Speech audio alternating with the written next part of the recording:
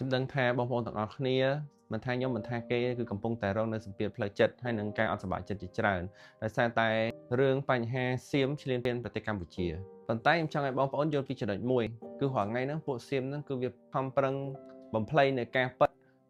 ចេញនៅ fake news ដើម្បីចង់តែបំបាក់ស្មារតីរបស់យើងទាំងអស់គ្នាខ្ញុំចង់ប្រាប់បងប្អូនថា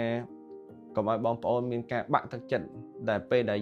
យើងមើលឃើញ fake news ដែលពួកវាបានផលកែប្រែហ្នឹងគឺធ្វើឲ្យយើងនឹងបាក់ទឹកចិត្តហើយ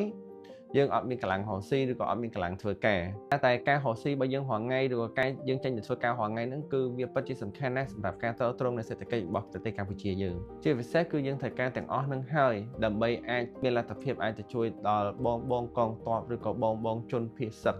ដែលគាត់កំពុងតែជួបទុក្ខលំបាកសប្តាហ៍ថ្ងៃហ្នឹងតែហើយខ្ញុំចង់សូមឲ្យបងប្អូនទាំងអស់គ្នាមេត្តាកុំបាក់ទឹកចិត្តឲ្យសោះនៅក្នុងគណៈពេលនេះ